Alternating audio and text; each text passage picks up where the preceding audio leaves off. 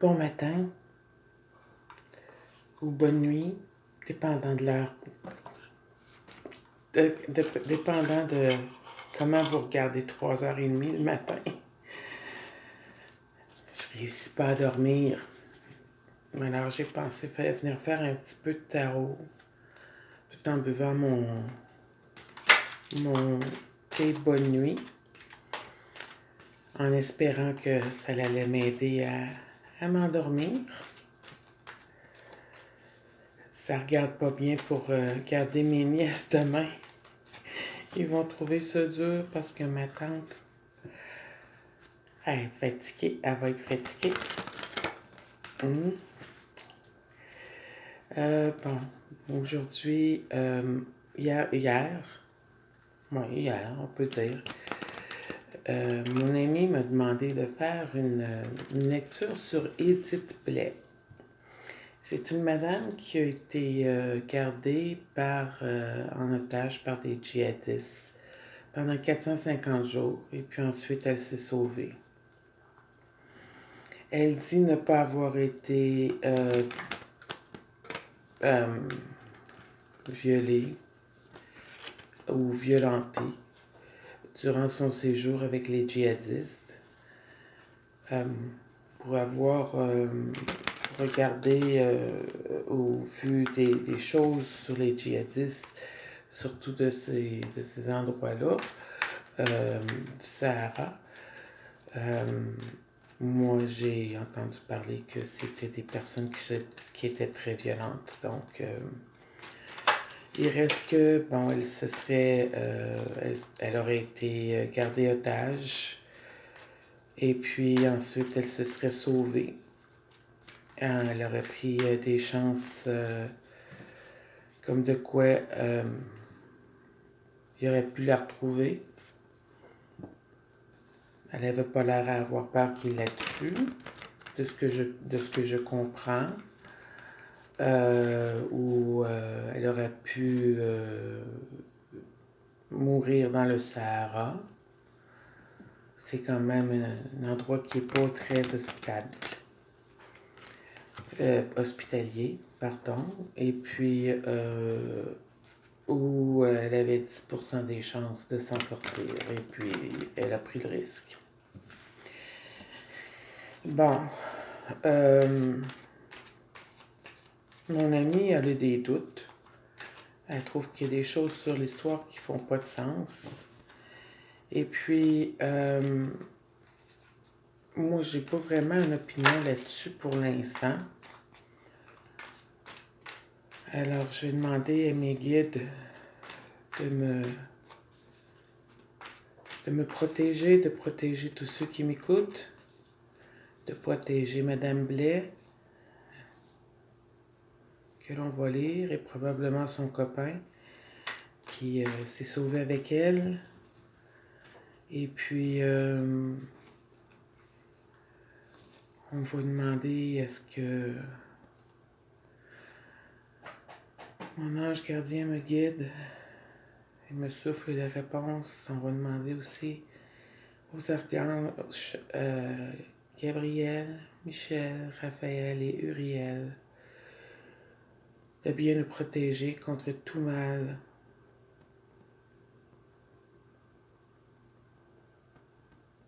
Et de nous amener la paix. Puis d'amener la paix à Madame Blais aussi, ainsi qu'à son copain. Bon. Voyons voir.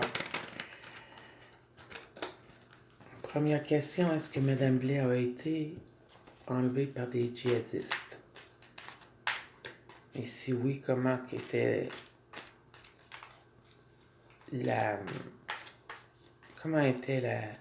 le séjour avec les djihadistes? Alors, voyons voir.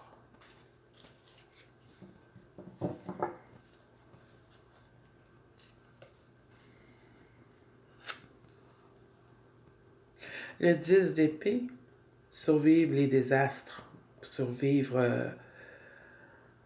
une grande difficulté.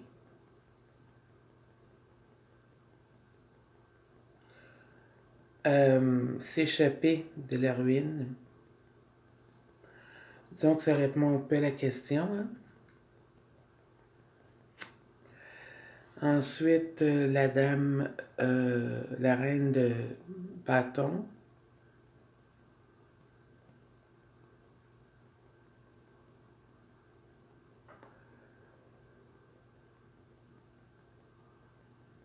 Qui vient parler de la confiance qui est basse, de jalousie, bullying, l'intimidation. À la base de la lecture, nous avons le démon, et puis ça parle d'être sauvé, d'être free, libéré. Ça parle aussi de révélation dans le passé immédiat. C'est toutes des cartes qui sont à l'envers en passant. Le 6 de denier, il y avait des affaires, elle en a parlé d'ailleurs, de l'extorsion. La dynamique du pouvoir, eux autres, ils voulaient avoir un échange, ils voulaient demander une rançon.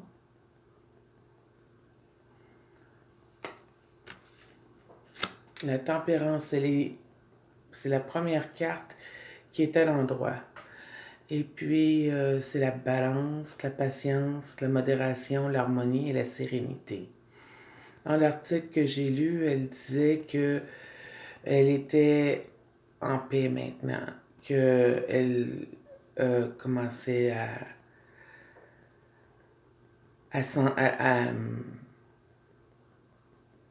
elle disait que ce qui est pour rend plus fort. Donc,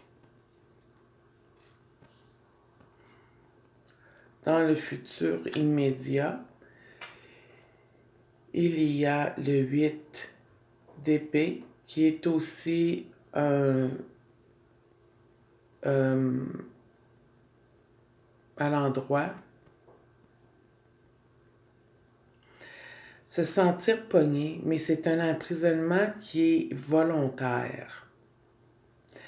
Donc là, on ne parle pas de son expérience dans le passé, mais on parle du futur immédiat si elle continue dans le chemin qu'elle prend. C'est comme un sentiment d'être pogné, d'être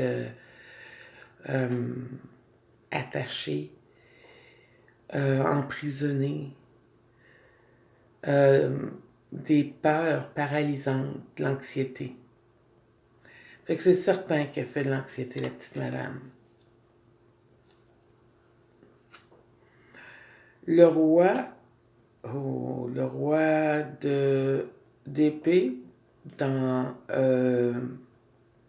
la façon dont elle voit les choses, elle a vu de l'intimidation, elle a vu de la violence, elle a vu les hommes étaient froids, puis étaient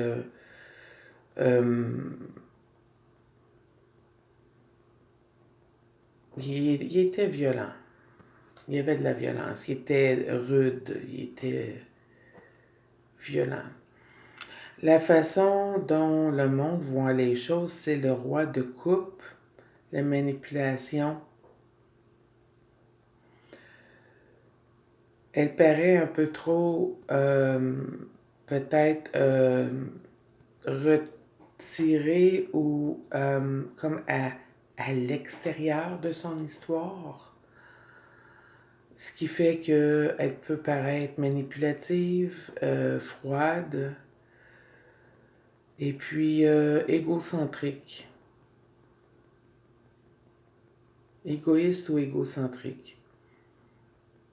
Je sais que quand que des gens se remettent de situations comme ça, il y a un moment dans leur vie où ils ont beaucoup d'égocentricité. Avec raison. Ils ont peur de leur...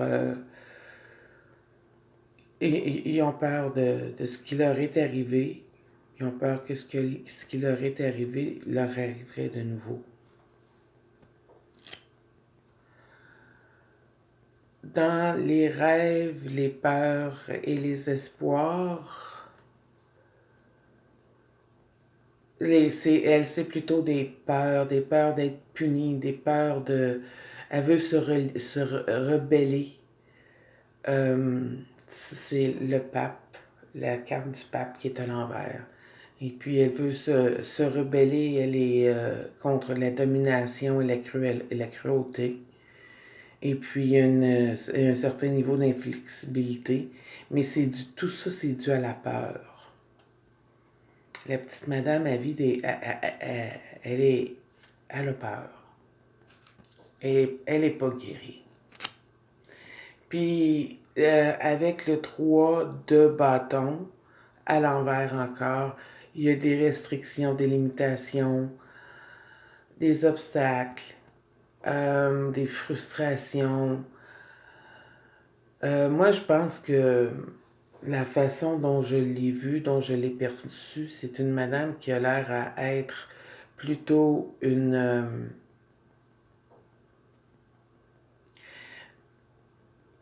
vagabonde, un petit peu bohémienne, dans le bon sens, là, aventureuse, là, tu sais, voyager, connaître le monde.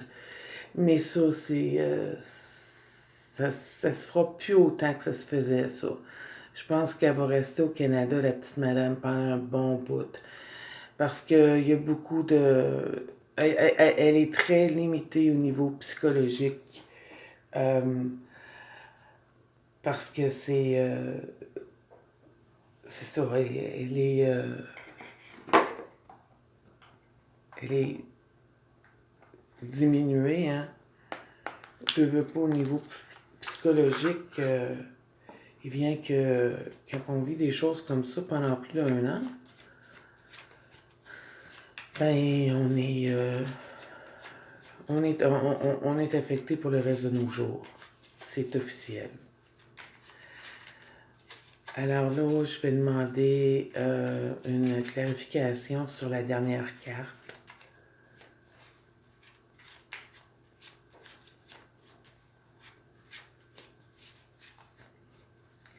En passant, si vous regardez ce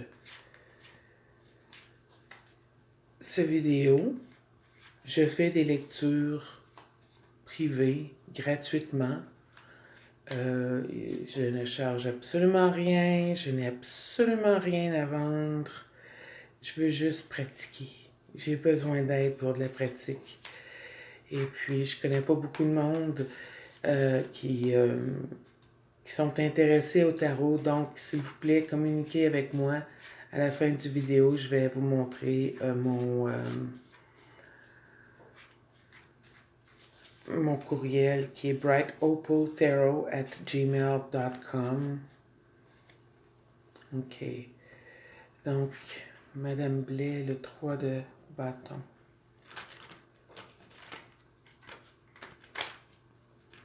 Madame Blais, le 3 de bâton.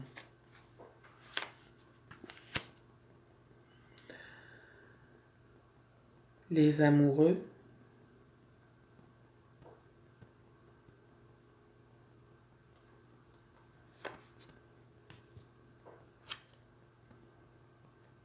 Quitter volontairement.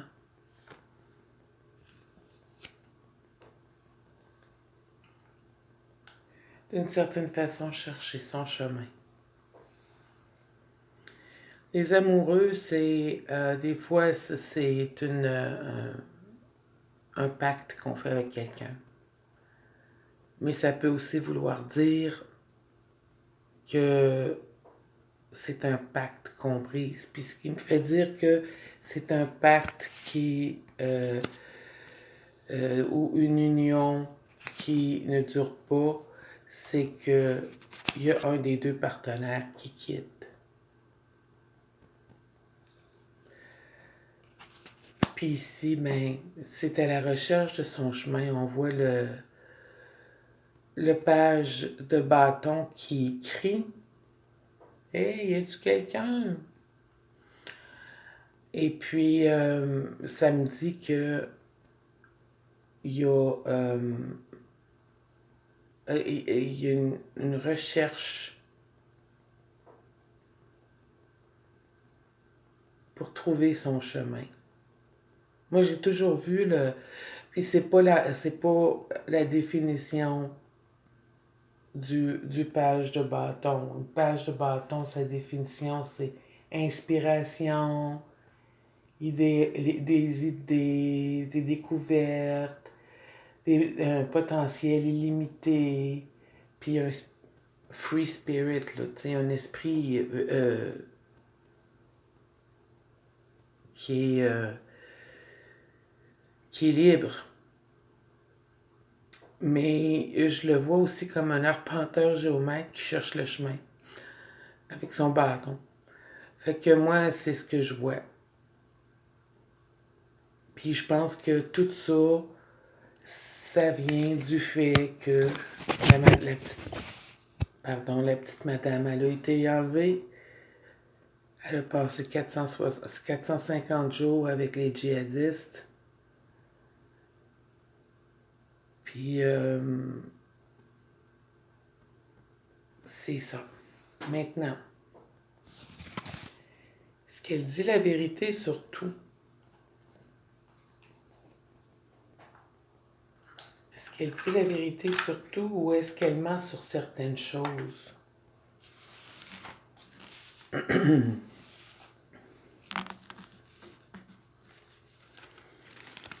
Voyons voir.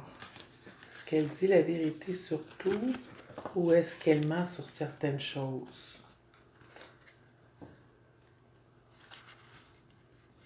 Est-ce qu'elle dit la vérité sur tout ou est-ce qu'elle ment sur certaines choses? Est-ce que Madame Blais dit la vérité sur tout ou elle ment sur certaines choses?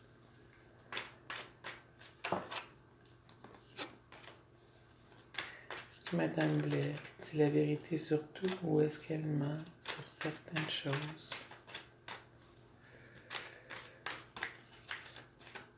Est-ce que Madame Blais dit la vérité sur tout ou est-ce qu'elle ment sur certaines choses?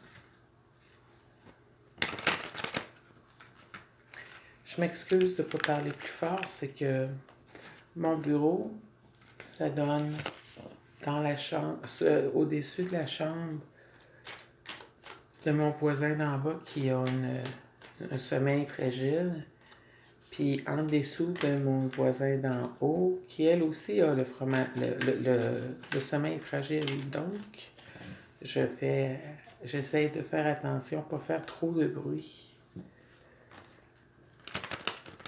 Donc, j'espère que vous allez pouvoir bien entendre la vidéo. Est-ce que Madame Blais dit la vérité sur tout ou est-ce qu'elle exagère certaines choses ou est-ce qu'elle omet certaines choses? Voyons voir.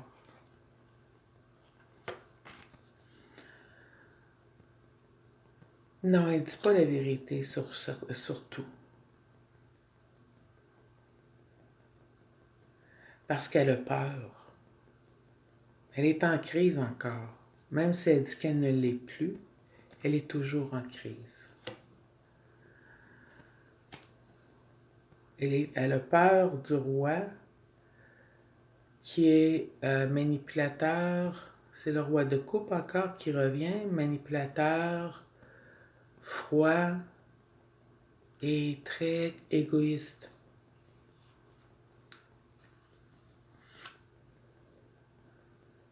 Il y a une certaine dépendance. C'est peut-être le syndrome de Stockholm, hein?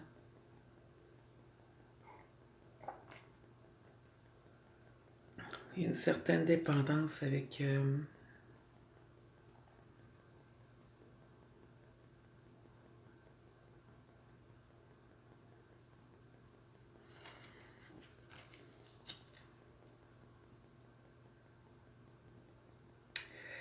elle est en dépression, elle est négative, elle travaille sur l'acceptance et la clarité, à voir les choses plus clairement.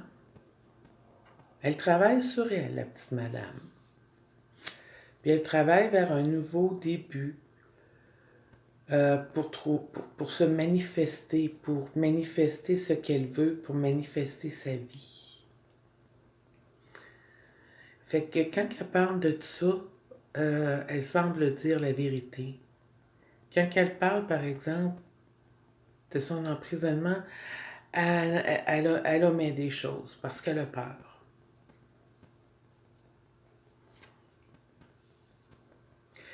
Mais là, il va falloir qu'elle coupe la poire en deux, puis qu'elle arrête de faire de l'évitement, puis de renier des choses. Il y a peut-être des choses que, tu sais, elle se souvient pas, parce que ça, c'est une façon pour nous autres de se défendre contre les choses qui sont trop dures pour nous autres à prendre. Je vais vous donner un exemple qui est difficile, là. Un enfant qui a été abusé sexuellement, ça arrive souvent que l'enfant s'en rappellera pas lorsqu'ils sont adultes. Puis à un moment donné, oups, ça revient. Mais tu sais, le fait qu'il s'en rappelle pas, l'enfant, là, c'est une façon de survivre. C'est sa façon de survivre. Donc, il y a des choix qu'elle a faits qui étaient difficiles, des choses qu'elle veut éviter, mais il y a des choses aussi qu'elle renie à elle-même.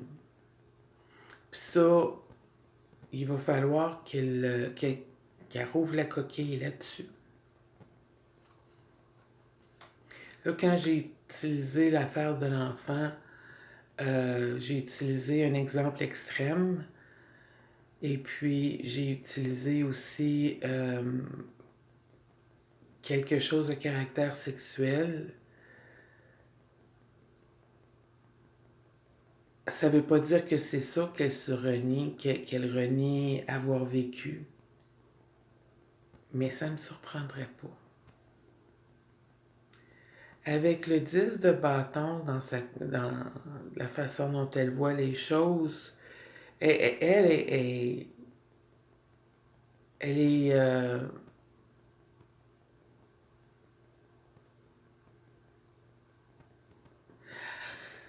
elle est encore sur le bord d'écraser. Hein.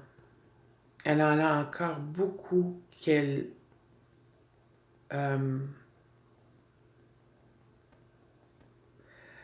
il y en a encore beaucoup de choses qu'elle a sur les épaules, qu'elle trouve difficiles à gérer. C'est dangereux qu'elle ait une nouvelle dépression. Son environnement est frustrant. Il y a des obstacles, des limitations encore, des restrictions. C'est une autre carte qu'on a vue tout à l'heure. En fait, c'était la dernière carte qu'on avait vue tout à l'heure. C'est toutes ces choses-là ici qui font que c'est difficile pour elle de continuer d'avancer.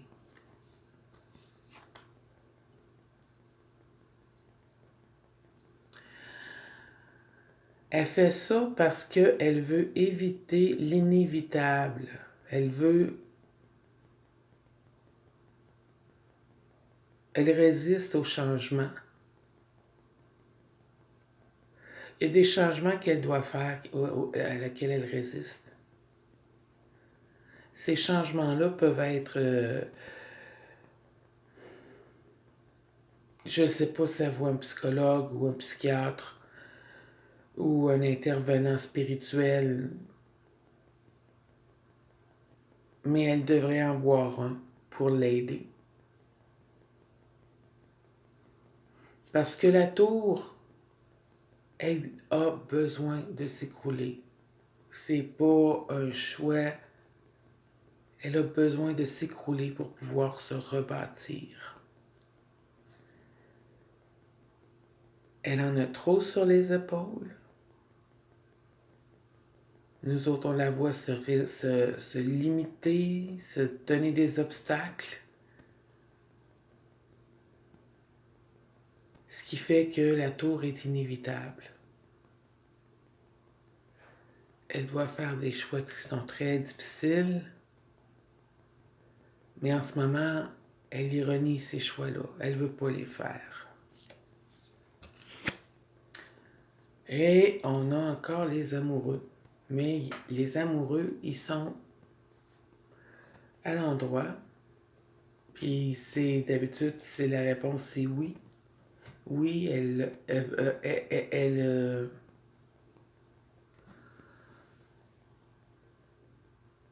elle cache encore des choses. C'est pour paraître forte, c'est pour essayer de trouver l'harmonie.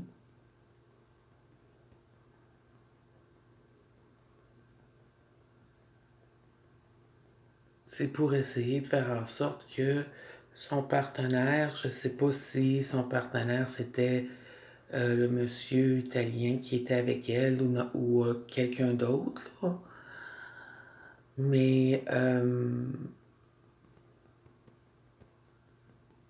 c'est pour ces bénéfices-là qu'elle fait ça.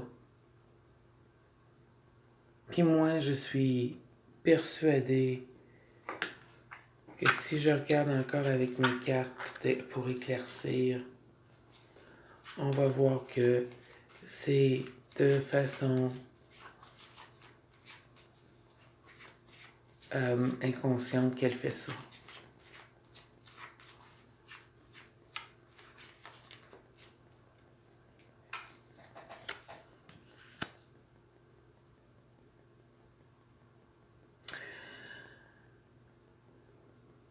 Le chevalier de denier, le chevalier qui va nulle part, ça.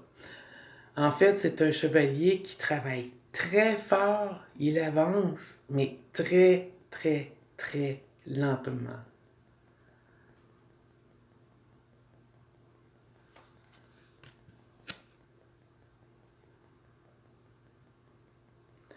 Le 6 de denier, ça a encore rapport à l'argent. Est-ce qu'elle a besoin d'argent? Je ne sais pas.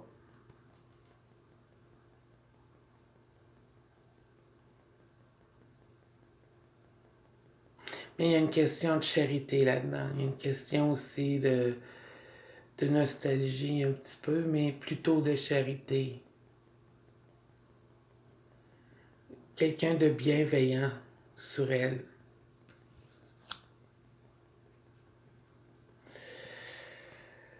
Ah, lui, je l'aime pas. C'est le chevalier de coupe. Souvent, on l'appelle le faux chevalier parce que c'est quelqu'un de manipulateur. C'est quelqu'un qui aime...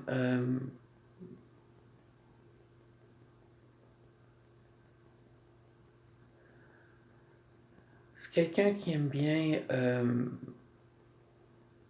offrir des pots de rose.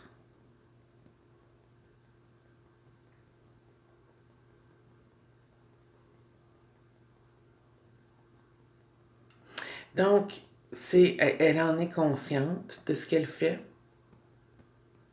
Elle y travaille. Elle a quelqu'un qui l'aide. Mais il y a un chevalier qui va venir sur son chemin qui, je l'aime pas.